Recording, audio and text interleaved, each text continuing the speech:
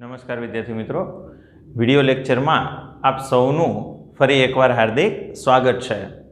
બાળકો, આપણે એક ટોપિક શરૂ કર્યો છે ઉત્સેચક ઉદ્દીપન, એટલે કે એવી પ્રક્રિયાઓ કે જેમાં આપણે ઉદ્દીપક તરીકે શેનો વપરાશ કરીએ છીએ તો કે ઉત્સેચકનો વપરાશ કરીએ છીએ.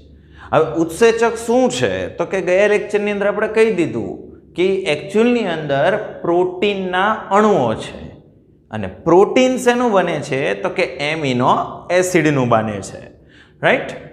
હવે આજે આપણે જે ટોપિક ડિસ્કસ કરશું એ ટોપિકનું નામ છે ઉત્સેચક ઉદ્દીપનની લાક્ષણિકતાઓ, એટલે કે જે પ્રક્રિયાઓને આપણે ઉત્સેચક વડે ઉદ્દીપિત કરીએ છીએ, એટલે કે જે રાસાયણિક પ્રક્રિયાઓનો વેગ વધારવા માટે આપણે ઉત્સેચકને ઉદ્દીપક તરીકે વાપરીએ છીએ એની આપણે કેટલીક ખાસિયતો ભણવાની છે બાળકો, રાઈટ.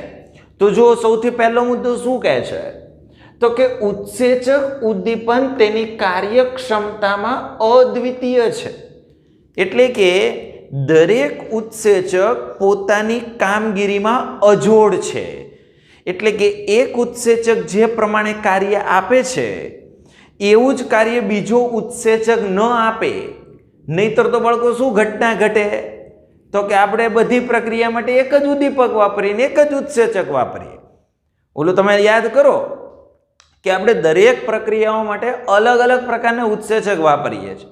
શું કામ? કેમ કે દરેક ઉત્સેચકની કામગીરી અલગ અલગ ટાઈપની હોય, એટલે કે કામગીરીમાં એ અજોડ છે અને ઉચ્ચ માત્રામાં વિશિષ્ટ છે, એટલે કે દરેક પ્રક્રિયા માટેનો ઉત્સેચક ખૂબ જ વિશિષ્ટ હોય છે કામગીરીની દ્રષ્ટિએ, રાઈટ.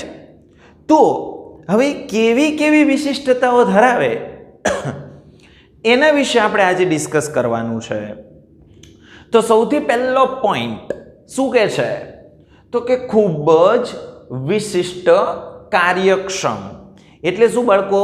તો કે ઉત્સેચકની કાર્યક્ષમતા ખૂબ જ વિશિષ્ટ છે.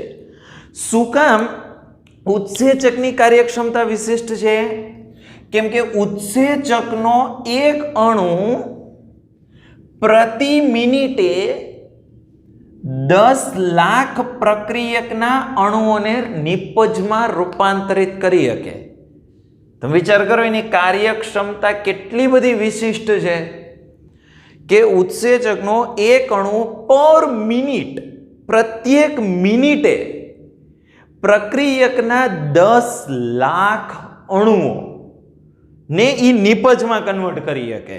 એટલે એનો તમે વિચાર કરો કે પ્રક્રિયાનો વેગ કેટલો બધો વધારતા હશે. કેમ કે વિચાર કરો, પર મિનિટે જો 10 લાખ પ્રક્રિયકના અણુઓનું નિપજમાં રૂપાંતર કરે, બરાબર, એટલે પ્રક્રિયા કેટલી ઝડપી થાય. અને એ પ્રક્રિયા ઝડપી છે ને, આ જે કાર્ય કરે છે ને, એટલે જ બાળકો કેટલીક જૈવ રાસાયણિક પ્રક્રિયાઓ છે ને એ ગણતરીની કલાકમાં પતી જાય છે.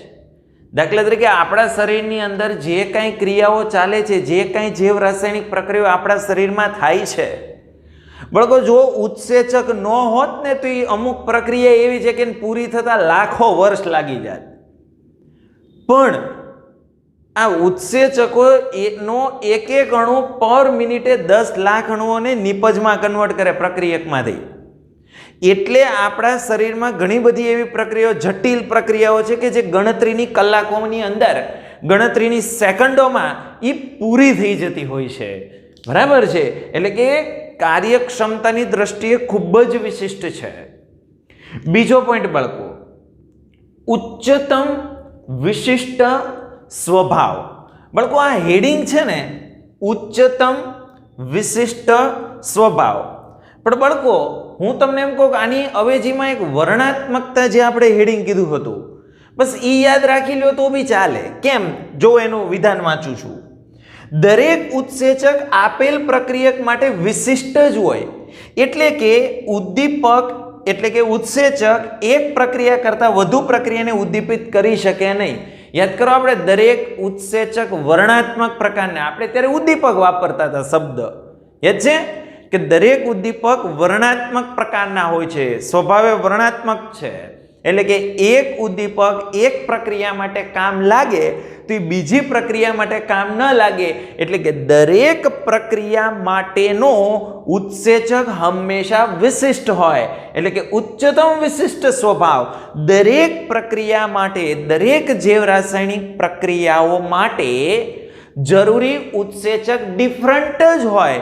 એટલે કે જૈવ રાસાયણિક પ્રક્રિયા બદલાઈ ગઈ તો એનો ઉત્સેચક બાળકો બદલાઈ જાય. એટલે ઈ પણ વર્ણનાત્મકતા જ થઈ બાળકો. પણ અહીંયા આવો શબ્દ વાપરો ઉચ્ચતમ વિશિષ્ટ સ્વભાવ, તો આપણે પણ એ શબ્દ વાપરવાનો ઉચ્ચતમ વિશિષ્ટ સ્વભાવ. એટલે કે દરેક ઉત્સેચક આપેલ પ્રક્રિયા માટે વિશિષ્ટ હોય, એટલે કે વર્ણનાત્મક પ્રકારના હોય. એટલે કે એક ઉત્સેચક એક પ્રક્રિયાને ઉદ્દીપિત કરી શકે તો એનો એ ઉત્સેચક બીજી પ્રક્રિયાને ઉદ્દીપિત ન કરે. જેમ કે બાળકો યુરિયાનું જળ વિભાજન કરો તો એની માટે ઉત્સેચક જોવે યુરેઝ. યુરિયાના જળ હું મળે એ બધું આપણે શીખવાડી દીધું જ પહેલા. ન ખબર હોય તો અગાઉનો લેક્ચર જોઈ લેજો. યુરિયાના જળ વિભાજન માટે કયો ઉત્સેચક ઉદ્દીપક વપરાય? તો કે યુરેઝ ઉદ્દીપક વપરાય, ઉત્સેચક વપરાય. બરાબર? તો હવે તમારે દાખલા તરીકે માલ્ટોઝનું જળ વિભાજન કરવું હોય ત્યાં યુરેઝ નો ચાલે. ખ્યાલ આવે છે? ત્યાં કમ્પલસરી માલ્ટેઝ જોઈએ. અને એવી જ રીતે યુરિયાના જળ વિભાજનમાં માલ્ટેઝ નો ચાલે. એટલે કે દરેક ઉત્સેચક દરેક પ્રક્રિયા માટે હંમેશા વિશિષ્ટ હોય છે. એટલે યુરિયાનું જળ વિભાજન યુરેઝ વડે થાય. હવે આ યુરેઝ બીજા કોઈ એમાઇડ સંયોજનનું, એટલે કે યુરિયા સિવાય બીજા કોઈ એમાઇડ સંયોજનનું જળ વિભાજન યુરેઝ વડે ઉદ્દીપિત ન થાય. એટલે કે યુરેઝ યુરિયાના જળ વિભાજન માટે વિશિષ્ટ છે. સુક્રોઝ હોય એનું જળ વિભાજન કરવું હોય ને ગ્લુકોઝ ફ્રુક્ટોઝ જોઈતું હોય તો સિમ્પલ છે બાળકો, એમાં સુક્રેઝ એટલે કે ઇન્વર્ટેઝ જ જોઈએ. ત્યાં પછી માલ્ટેઝ નો ચાલે. એટલે કે દરેક ઉત્સેચક દરેક પ્રક્રિયા માટે હંમેશા વિશિષ્ટ હોય. એટલે કે એકનું એક ઉત્સેચક કોઈ એક જ પ્રક્રિયાને ઉદ્દીપિત કરી શકે, બીજી પ્રક્રિયાને ન કરી શકે. નેક્સ્ટ, ત્રીજી લાક્ષણિકતા અનુકૂળતમ તાપમાને ઉચ્ચતમ સક્રિય. એટલે શું બાળકો?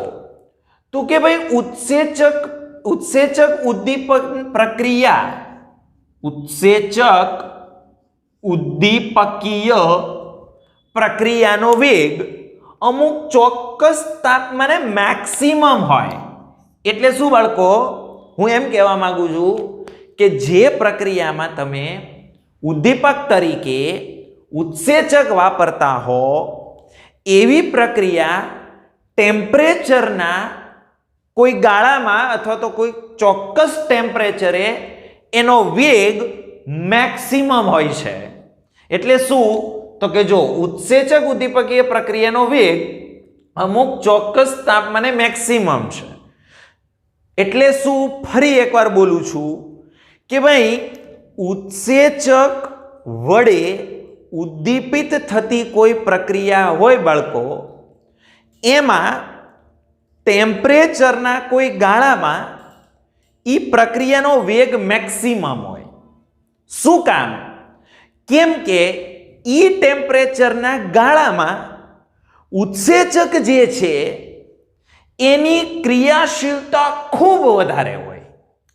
હું ફરી વાર બોલું છું, કદાચ કોઈને ન ખબર પડી હોય તો, કે આપણે કોઈ પ્રક્રિયામાં ઉદ્દીપક તરીકે જ્યારે ઉત્સેચક વાપરીએ તો ઈ પ્રક્રિયા ટેમ્પરેચરના કોઈ ગાળાની અંદર અથવા તો કોઈ ચોક્કસ ટેમ્પરેચરે મેક્સિમમ ઝડપે થતી હશે.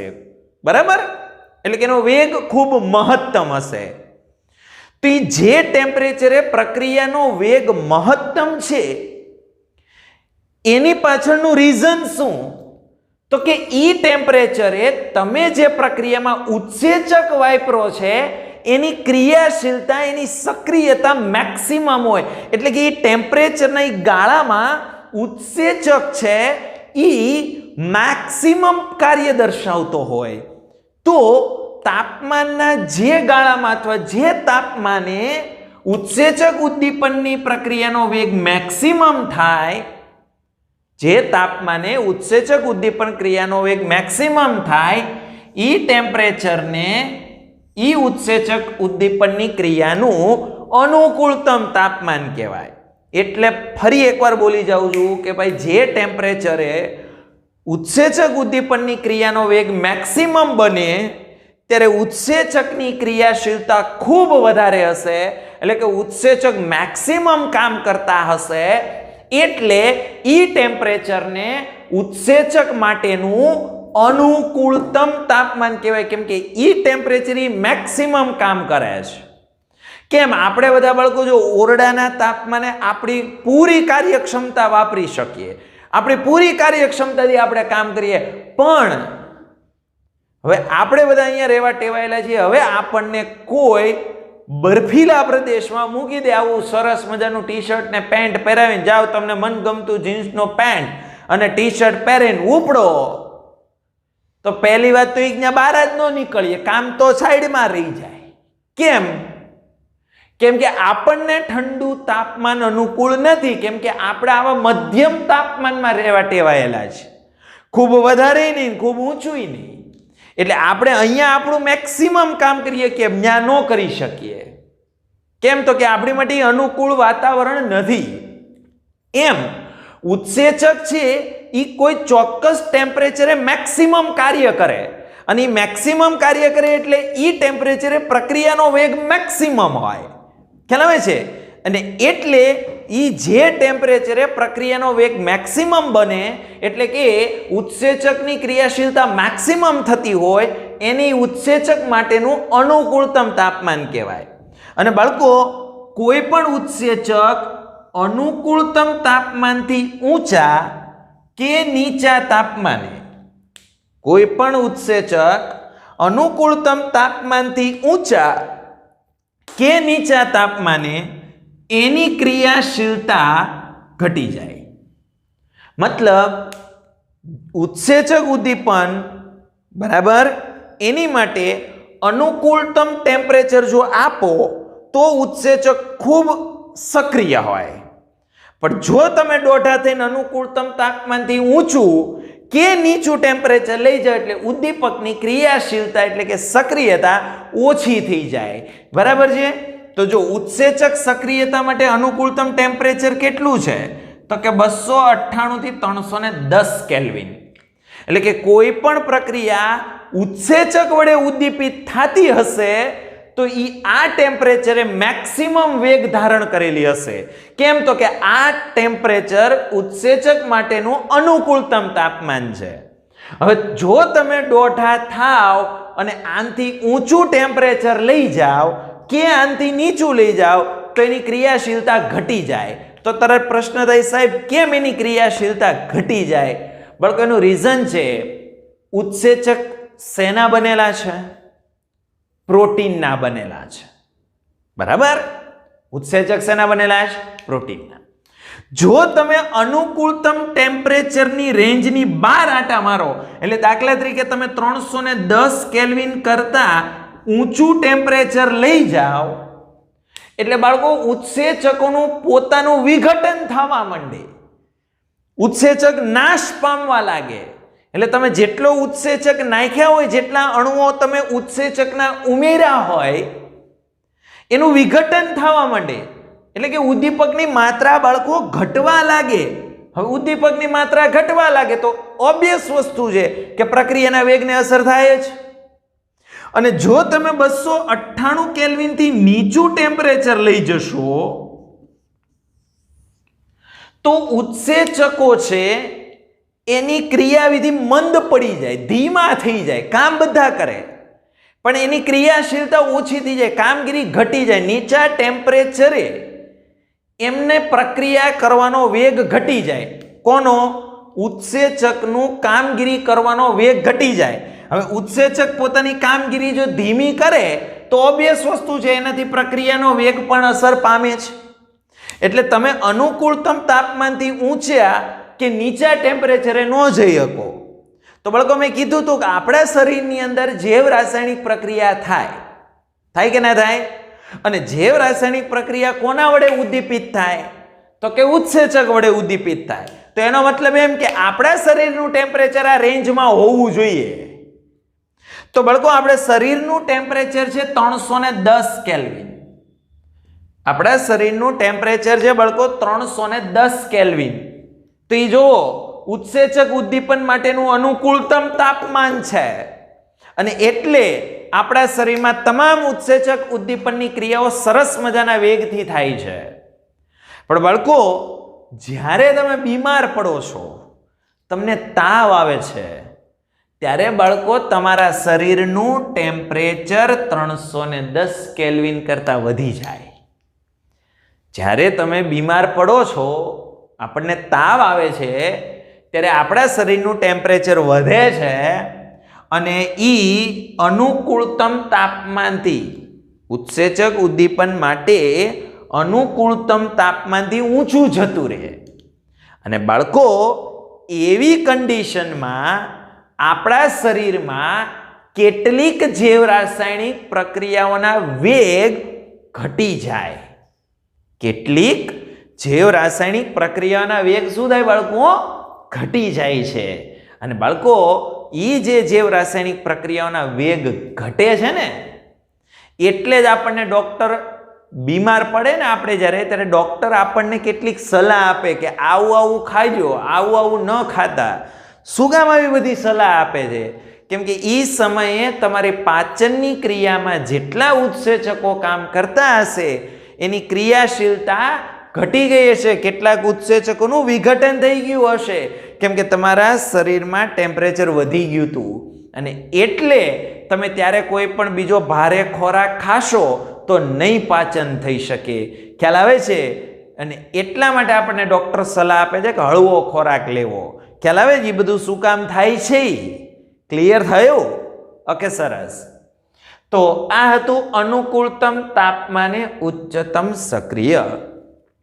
બાળકો, એવો જ સેમ ટોપિક છે બીજો, અનુકૂળતમ પીએચ હેઠળ ઉચ્ચતમ સક્રિય.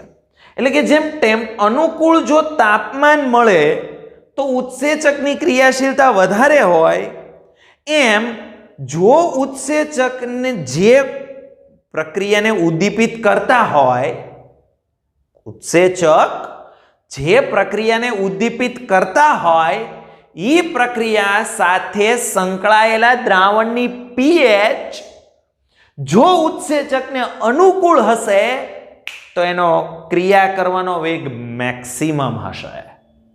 ફરીવાર બોલું છું, જેમ અનુકૂળ ટેમ્પરેચરે ઉત્સેચક મેક્સિમમ ક્રિયાશીલતા દર્શાવે, એની સક્રિયતા વધારે હોય, એમ ઉત્સેચક જે પ્રક્રિયાને ઉદ્દીપિત કરે છે એની સાથે સંકળાયેલા દ્રાવણની પીએચ જો ઉત્સેચકની માટે અનુકૂળ હશે તો ઈ ટેમ્પરેચરે ઉત્સેચક મેક્સિમમ કામ કરે. દાખલા તરીકે જો તમને કહું તો ઈ રેન્જ છે પીએચ ની 5 થી 7. એટલે કે તમારા શરીરમાં જે કાંઈ જૈવ રાસાયણિક પ્રક્રિયા થાય છે કે જ્યાં જ્યાં ઉત્સેચક ઉદ્દીપક તરીકે વપરાય છે તો એ બધી પ્રક્રિયા સાથે સંકળાયેલા દ્રાવણની પીએચ 5 થી 7 હશે. અને બાળકો, આ પીએચ થી નીચી કે ઊંચી પીએચ થાય એટલે ઉત્સેચકની ક્રિયાશીલતા ઘટી જાય. અને ઉત્સેચકની સક્રિયતા ઘટે એટલે તમારા શરીરમાં ચાલતી જૈવ રાસાયણિક પ્રક્રિયાઓના વેગ પણ બદલાઈ જાય અને એટલે બાળકો આપણી ક્રિયાઓ ખોરવાઈ જાય. ક્લિયર થયું? ટેમ્પરેચરને રિલેટેડ જ છે. અહીંયા ટેમ્પરેચરની વાત હતી, અહીંયા ખાલી દ્રાવણની પીએચની વાત હતી.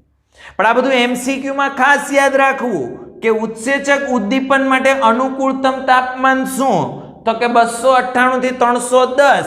અને ઈથી પણ મોસ્ટ એમપી એમસીક્યુ આ કે ઉત્સેચક ઉદ્દીપન માટે અનુકૂળતમ પીએચ ની રેન્જ 5 થી 7.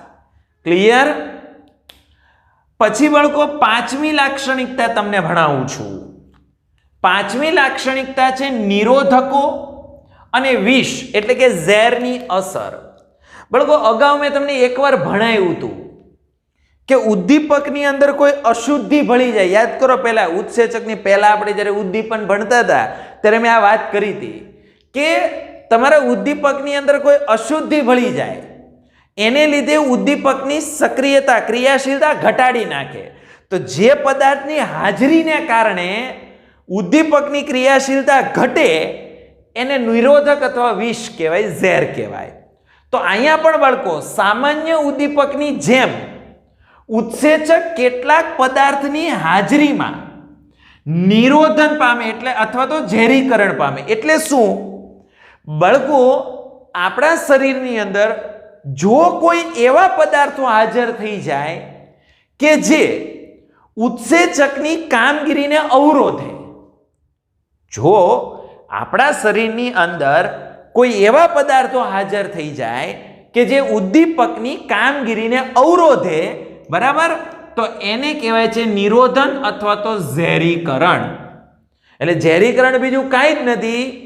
ઇન શોર્ટ કહું તો ઉત્સેચકની સાથે રહેલો બીજો કોઈ પદાર્થ કે જે ઉત્સેચકની કામગીરીને અવરોધે એને કહેવાય વિષ અથવા ઝેર. હવે નિરોધક અથવા વિષ શું કામ કરે? તો કે બાળકો ઉત્સેચક એટલે ઉદ્દીપક અને ઉદ્દીપક એટલે અધિશોષક. તો તમને બધાને ખબર છે ઉદ્દીપકની સક્રિયતા ક્યાં હોય? એની સપાટી ઉપર હોય. યાદ કરો, મેં અગાઉ ભણાવેલું છે આ ચેપ્ટરમાં. ઉદ્દીપકની સક્રિયતા ક્યાં હોય? એની સપાટી ઉપર હોય. તો બાળકો ઉદ્દીપકની સક્રિયતા એની સપાટી ઉપર હોય તો ઉત્સેચક ઉદ્દીપક છે તો એની ક્રિયાશીલતા પણ ક્યાં હોય? તો કે એની સપાટી ઉપર હોય. તો આ વધારાના જે એક્સ્ટ્રા પદાર્થો છે એ શું કામ કરે? તો કે એના સક્રિય ક્રિયાશીલ સમૂહની હારે પારસ્પરિક ક્રિયા કરી લે. મતલબ કે જ્યાં પ્રક્રિયકનું અધિશોષણ થવાનું હોય, ઉત્સેચકની સપાટી ઉપર સક્રિય સ્થાન હોય, બરાબર, તો જે સક્રિય સ્થાન ઉપર પ્રક્રિયકને જોડાણ પામવાનું છે, પ્રક્રિયકને અધિશોષિત થવાનું છે, એ જગ્યાએ કોઈ વધારાનો પદાર્થ જો અધિશોષિત થઈ જાય તો ત્યાં ઉદ્દીપકની સ્થાન ઉપર પ્રક્રિયકને સ્થાન નહીં મળે. એટલે ઉત્સેચક વડે પ્રક્રિયાનો વેગ જોઈ એ પ્રમાણમાં નહીં વધે એટલે તમારી ક્રિયાશીલતા ઘટી જશે. એને કહેવાય ઉદ્દીપકીય વિષ અથવા નિરોધક. દાખલા તરીકે તમને એક ઉદાહરણ સમજાવું તો શું થાય? તો કે આપણે જ્યારે બીમાર પડીએ એટલે આપણે દવા લઈએ, ઔષધ લઈએ. તો ઔષધમાં શું હોય? તો કે બસ આ જ હોય કે ઔષધ શું કરે છે?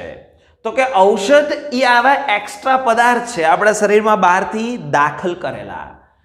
હવે એ શું કામ કરે? તો કે જ્યાં ઉત્સેચક અને પ્રક્રિયાર્થીનું જોડાણ થતું હોય એ જગ્યાએ ઔષધનો અણુ જઈને બેસી જાય એટલે ઉત્સેચક અને પ્રક્રિયાર્થીનું જોડાણ થઈ ન શકે અને એને લીધે આપણા શરીરમાં જે વધારાની ક્રિયા થતી હોય એ થઈ ન શકે અને એટલે આપણે રોગમાંથી મુક્ત થઈ જઈએ.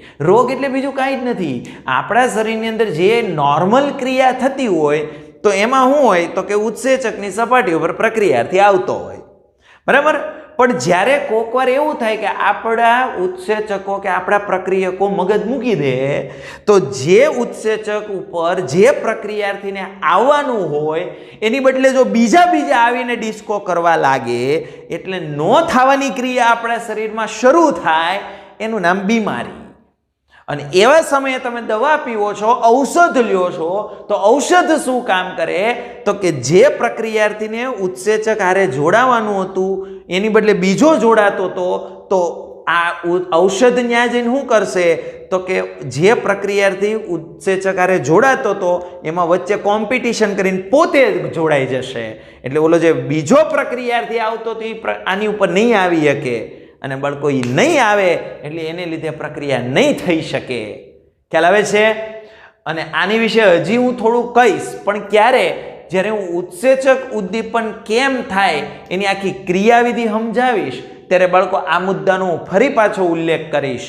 ઓકે, અને હજી આપણે રોજિંદા જીવનમાં રસાયણ ભણશું ત્યારે બી આનો ઉલ્લેખ આવશે, ત્યારે ફરી પાછો આનો ઉલ્લેખ કરીશ. આશા રાખું કે તમને આજનો વિડીયો લેક્ચર આખો સમજાયો હશે. જો કોઈ પણ બાળકો ક્વેરી હોય તો એની ટાઈમ પૂછી લેજો. આ મુદ્દા વિશે હજી હું ડિટેલ ચર્ચા કરીશ. અત્યારે મેં ખાલી ઉપર છલ્લો સમજાયો છે. બરાબર છે? ક્લિયર? કે ડાઉટ હોય તો પૂછજો. Okay, thank you.